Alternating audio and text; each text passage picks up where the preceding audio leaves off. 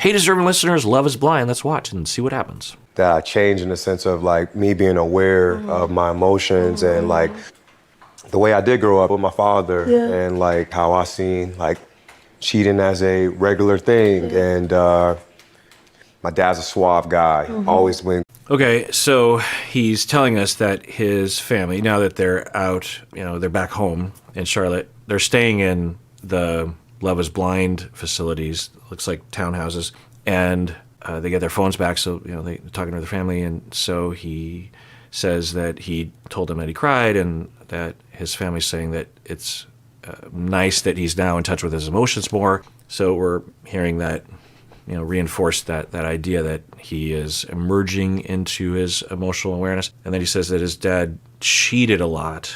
I don't know what that says, but, we could draw a connection between that, and that can be hard. It feels hurtful, and it's a model, right? You look to your parents to tell you what you're supposed to do. We will also learn about gender, right? Oh, that's what men do. That's what masculinity is. Who knows? We don't even know if Clay has cheated before, but we have heard him objectify women, reduce women to their body parts, to focus on that. I heard from one of the people who works on the show that the two of them had at least one, if not two, very significant fights that somehow involved AD's body issues, and we could imagine what that might have looked like. We don't know why it was edited out of the show, but apparently it was. So, and we've seen them have those conversations already anyway. So it could be a way of, he learned it, or he learned that, because it's not just the infidelity that kids will observe in their parents. It's the whole system. It's the whole pattern. And the infidelity is just one part. It's a significant part, but it's one part. The other thing that the children are observing in their parents is how they manage conflict, how they manage love between them, how they recover from the infidelity, especially if the kid is, it sounds like he was aware of the infidelity growing up. We don't know that. He could have been totally protected from that and then became aware, but it sounds like he was aware of it.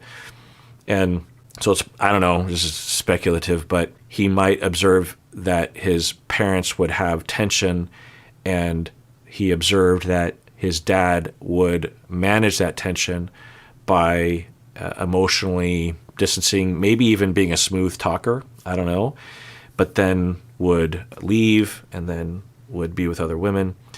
And maybe even when there were fights, the dad would shame the wife for not being attractive or something. I mean, I don't know. There's a lot of questions there, but it's tempting to draw a connection, although we'd have to fill in a lot of speculative dots in between. Like the fact that my mom and dad were like best friends, but my dad still, unfortunately, like he was still cheating, Infidelity was a thing, and like my dad would take me with him to some of his infidelity trips. And then, well, there we go. Somehow, I don't know why, but I had this feeling that he was, because that's not typical, but it happens enough. Maybe I was intuiting his presentation as being related to that, but yeah. And some parents, I don't know, in all likelihood, Clay had to lie for the dad.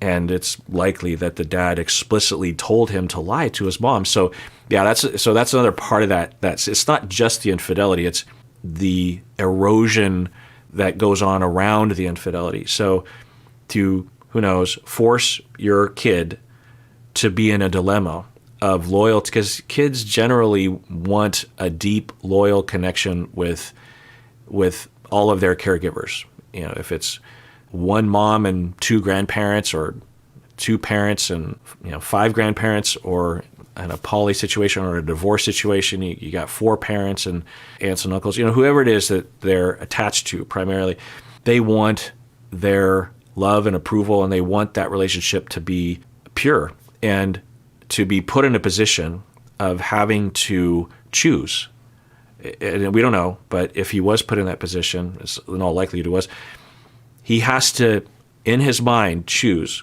who am I loyal to, mom or dad? And I can't win because I will hurt and harm one of them. So how do I manage that? I'm in an impossible situation. I can't win. I want both of their love. I want to have an open, honest relationship with both of them. I can't, because of what my dad's doing, that is not possible. I have to choose the lesser of two evils. And depending on what you do and the pattern and how you process it can, lock in some schemas that will show themselves in adulthood. But just speculating, just trying to make a connection between his behavior now and the past is that he chose his dad, which makes sense if he's being brought along. Why would the dad choose to bring him? And why would the dad bring? Well, often they bring the kids because they want an alibi, It's like, I'm bringing the kids to go fishing. And then if the kid says they went fishing, then the mom's more likely to believe it. But my God, what is wrong with you? So he has to make a choice. And he might have made a choice that he had to distance and reject his mom. And he had to, the other deal with the devil that you make as a child is, if I choose dad, I want both, but if I choose one, I guess I'll choose dad because dad is kind of choosing me. So I'll choose dad. And I also have to reconcile with what he's doing. And I have to justify it in my head. I have to tell myself that he's a good person because I need to believe he's a good person because he is my protector. He is my secure base. If he is undependable, if he is a bad person, then I'm lost in the woods. I can't depend on him. So I have to convince myself and I have to justify his behavior. I have to play mental gymnastics with his behavior to make this fit. I have to convince myself that he is dependable, that he is a good person, that I can trust him. I have to also convince myself that my mom deserves this.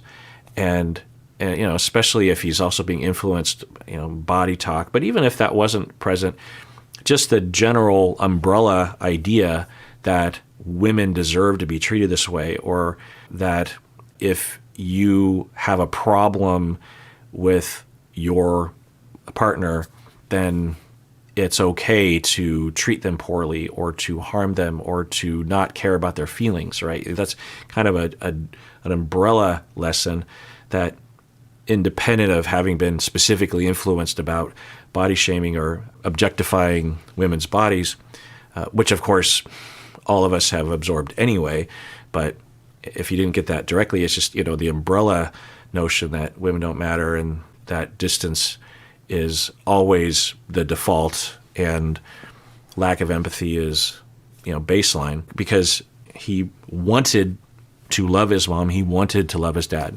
Dad puts him in that position. He has to, one, push himself away from his mom and justify what dad is doing. Wrap it in around this notion that that's the right thing to do. That's the path to happiness. That's honorable, or that's what a man does.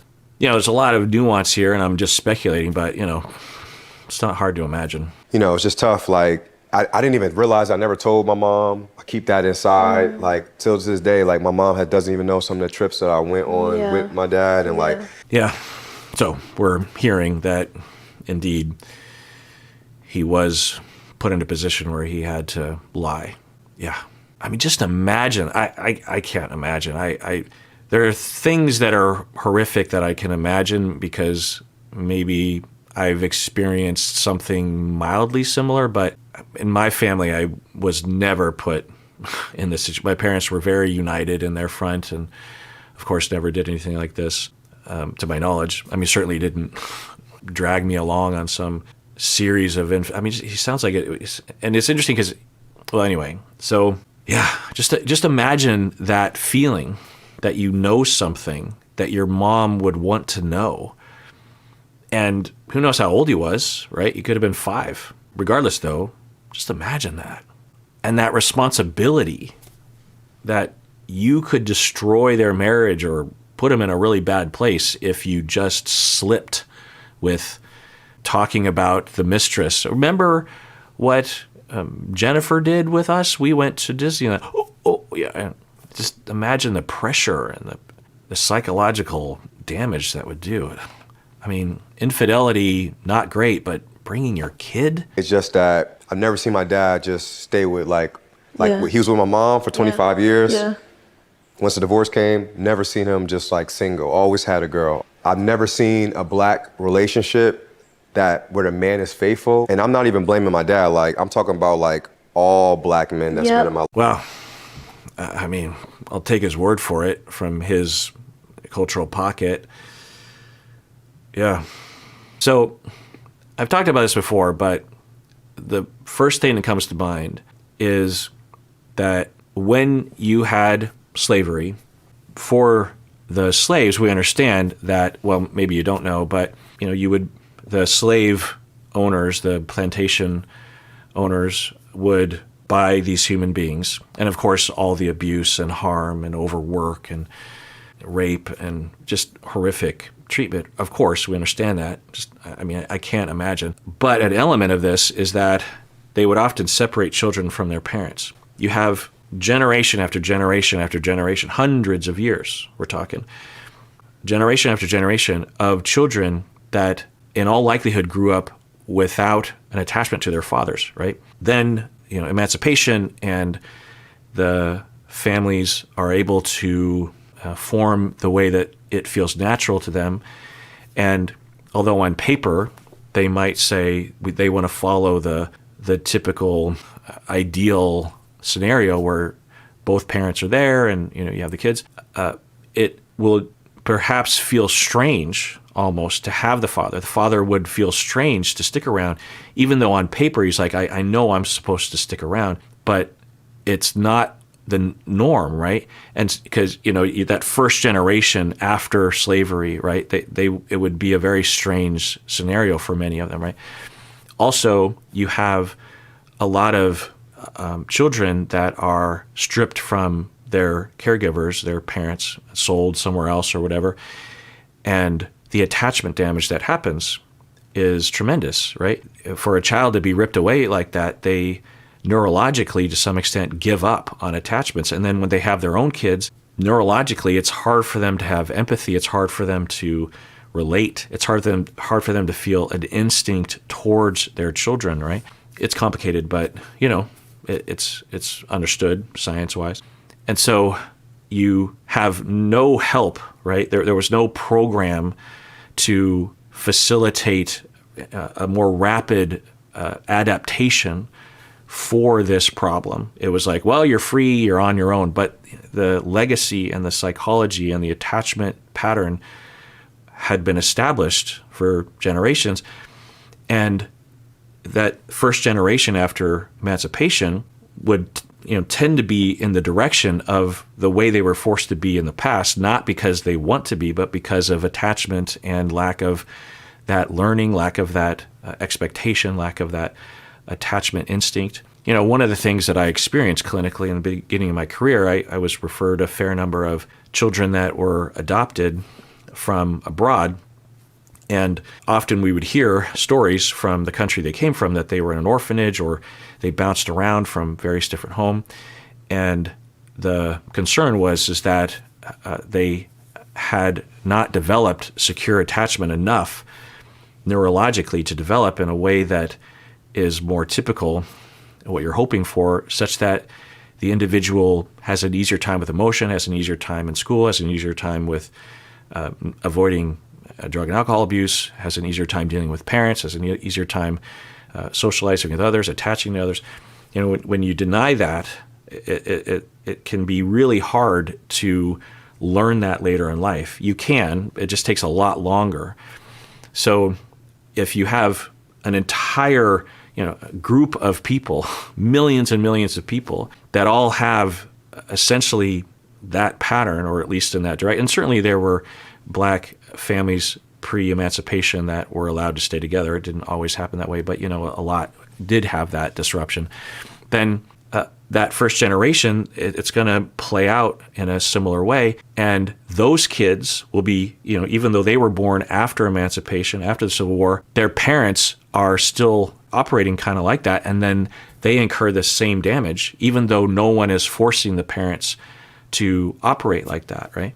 Then you grow up having incurred the damage, you have kids, and that, we see these patterns. It's, if you were mistreated, if your attachment was disrupted, if you have significant attachment insecurity as a child and as an adult, you're much more likely, according to research, to have children that also have very insecure attachment. It just makes sense. And the opposite is true. If you have very secure attachment, you're much more likely to have children that are going to have secure attachment.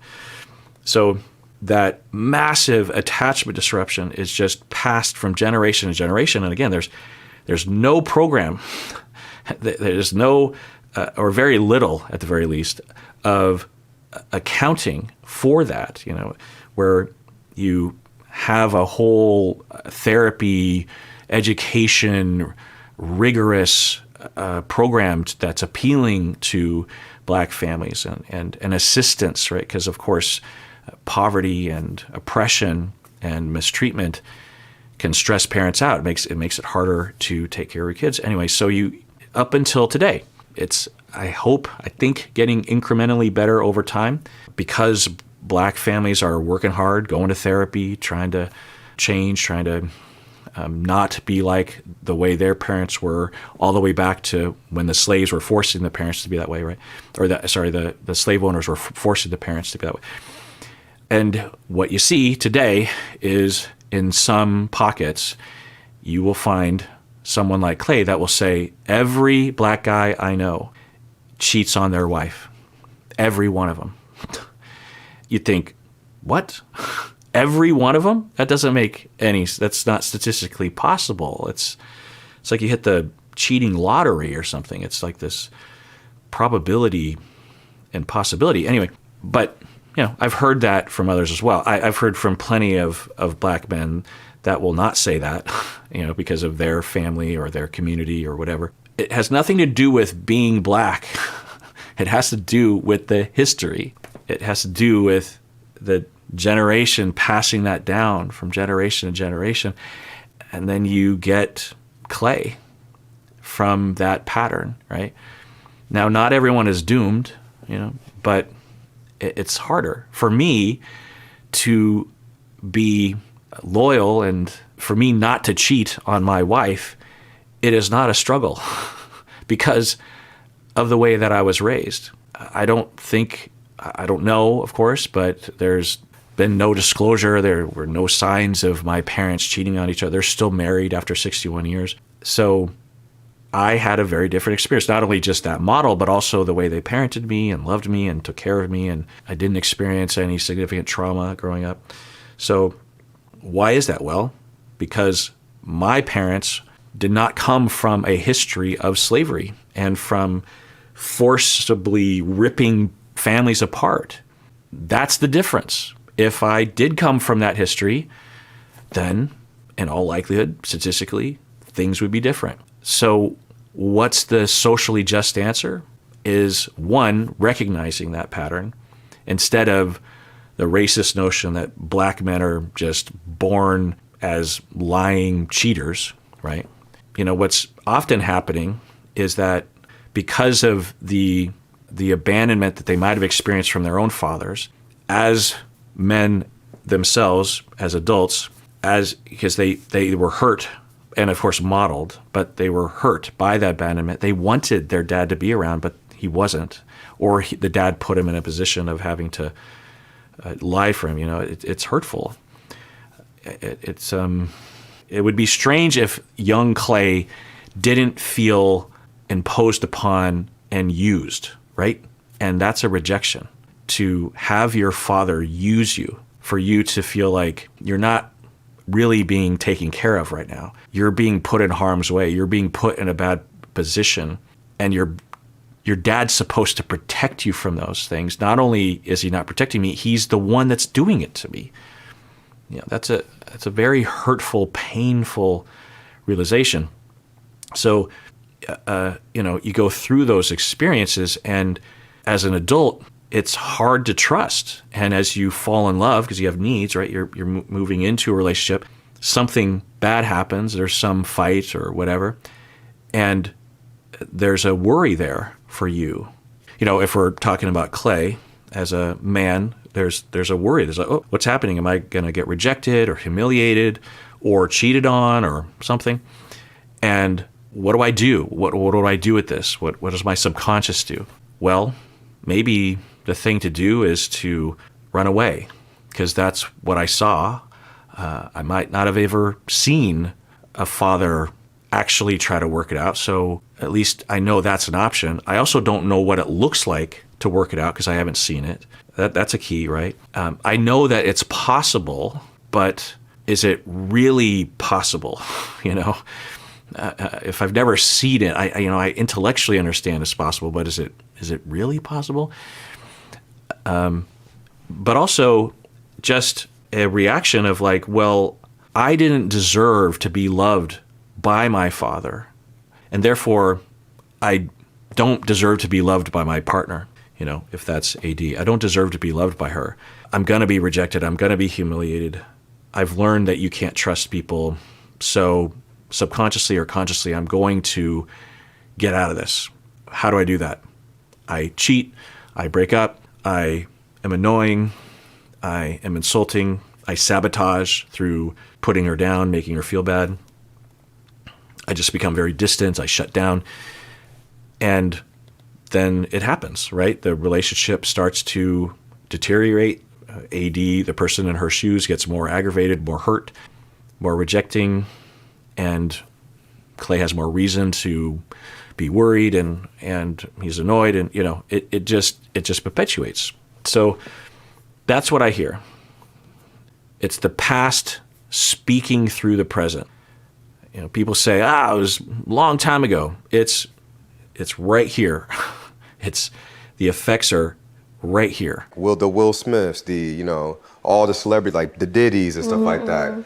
Those are black men that I like to look at, and it's like you always hear they have other women. So to me, the concept of one girl, I'm always having the fear of like, can I just be with one person? The other relevant concept in psychology and sociology worth mentioning is it's well understood that when you emasculate men, when you humiliate men on their manliness, they are much more likely, given messages and maybe just given patterns of humans, they're much more likely to become more masculine, right? To prove, because if no one's questioning your masculinity, you're free to act how you want to act. But as soon as someone questions your masculinity, you're supposed to, you've been told, you need to counter that. And you can't just say, no, I'm not. You have to show that you are indeed masculine. And one of the hyper-masculine, toxic masculine aspects is to be a player, right?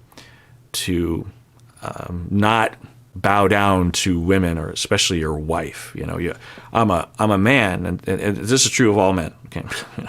We've all been taught this, being pussy whipped, this kind of thing, right? So when you are being emasculated by society, when society and politics and the economy and history and the news and movies and everything is making you, as a man and as a black man in particular, making you feel like you're incompetent and worthless and lesser and subhuman and irrelevant, or whatever, whatever negative, or all the above. It's this constant onslaught of your self-worth, but also your masculinity. So what do? The mandate is, for all of us men, is to be hypermasculine. Well, there's only so many things available, and maybe you just do it for your own gratification of like, okay, I proved to myself that I still got it. I'm still a player. I can get other women to be with me. I can show, at least to myself, that I'm not gonna bow down to my wife. I'm a real man, and I can do what I want. All men are capable of this. It's the curse of gender socialization for men. It's another possibility that when you blanketly treat all black men like this, then you're going to, on average, and I don't know the stats actually, but at least Clay is saying every man he knows, all the famous black men that he looks up to, they all share this quality of cheating. Do some type of therapy with you and talk it out. And the fact that we've had our hurdles and we went through conflict and turbulence and we've been able to navigate it. Even when it was like a little rocky, how we just know that, you're my person that I could come to for comfort. So once again, we're, in my opinion, seeing Clay exhibit a lot of positive qualities. He's making those connections. He's volunteering this information. He's disclosing this. He's not being invaded, and this information isn't being pried out of him. He's been doing this from the beginning. He's like, well, I had this thing with my ego, and he talked about how he resorts to this suaveness in the pods, and he used the same word as Dad was very suave. I imagine that means a lot of things. Both, he's very charming, probably what he means is that he's good at getting women. And in context, I think that's what he's saying. And Clay is saying, well, that's what my dad's like. It's interesting, I don't know if I showed the clip, that he said, when you meet my dad, he might actually hit on you. And, he was kind of joking, but maybe not, right? That's pretty awful to think about. So he is, once again, if we just see these moments, there's a lot of strengths here, like a lot. We don't typically see this on any of the shows that I watch. However, we also see the other side where he seemingly doesn't understand how he's coming across to other people, or doesn't care how he's coming across to her, doesn't care about her feelings, doesn't ask her, what do you want, that kind of thing. He's almost like he is operating from his own impulses without asking, how is this going to affect other people? I think that he does have empathy, that he does have the capacity for compassion and caring about other people, but the way it kind of looks is that, one, I don't know how much practice he has or how much was modeled to him on how to mentalize, how to look for signs, how to ask about other people's experience, being comfortable with that. It's a huge risk to ask your partner, how do you experience me? Are you bothered by me? Did I do anything wrong? It's a risk. It's scary. A lot of people go their whole lives without ever asking their partner that. So it's not only a risk, but it's also, in order to respond well, you have to have had that model. So Clay's really interesting to me, actually. I think overall, I don't know. Well, in this moment, so he's doing this thing again, and it could all be an act too, but it doesn't look like it. There's other ways of acting. It could be half an act and half real, but AD is not doing what she was doing earlier. She is tight-lipped, literally, and she's just agreeing. Yeah. I think that's a result of more fighting, even that we didn't see on the show. She either just doesn't trust, or part of her is like, well, I've seen this before, so why open up? Or I'm not reading it right, and she's just listening. It's incredible. I really feel like for me and you, this is gonna be our best moment. Yeah. I proposed to you for a reason, because I do love you, but there is demons that I fight with. Yeah. I'm tired of now just being afraid of that fear. I want love, And then when I remember that I talked with one of the people who worked on the show, what she said was, and it's just her statement, that she believes that Clay was edited to make him look better, that there were things left out that they could have shown that were on camera that would have made him look, worse. She told me that the bad things that we're not seeing are in line with what we've already seen, so it's not like a whole other topic, but it's more of it and perhaps more intense or something. I don't know. So if I believe that, which I generally do, and I consider that as we're watching this, it's hard to trust what he's saying. Of course, AD has been through all that. And I actually kind of worry about AD because right now, demeanor-wise, she's in a similar mode that we saw in the pods when she was talking to Matthew. I kind of worry about AD because I think from my memory, she did not break up with Matthew. I think it'd be easy to think of it that way, right? But if I remember right, that did not happen. Matthew was the one that basically broke up with her. He was the one that left. He's like, well, I guess I'm done. She wasn't saying directly. And given her previous behavior with Matthew, I don't know if we know that she would have actually broken up with Matthew. And even though she might have wanted to, even though she might have concluded. So I think there's a mode that she goes in where maybe checking out or just foregoing herself for someone else's benefit or a familiarity or a comfort with being treated that way or something. I don't know. I worry that when in certain situations she'll go into a mode where she doesn't have access to her agency, her rights. I want to be married. I want that. I'm tired of being tied up, so untie me. You know what I mean? It doesn't look like it did before. The way she's looking at him, she doesn't have the same face. It looks like skeptical. It almost looks like a face that's saying, yeah, whatever.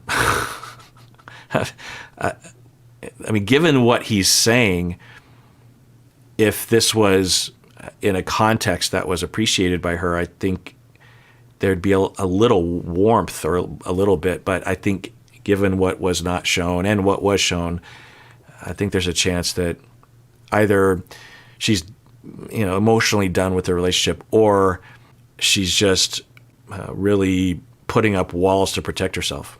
All right. Well, that does it for that episode of Psychology in Seattle. Everyone, please take care of yourself. I'm talking to you because you deserve it. You really, really do.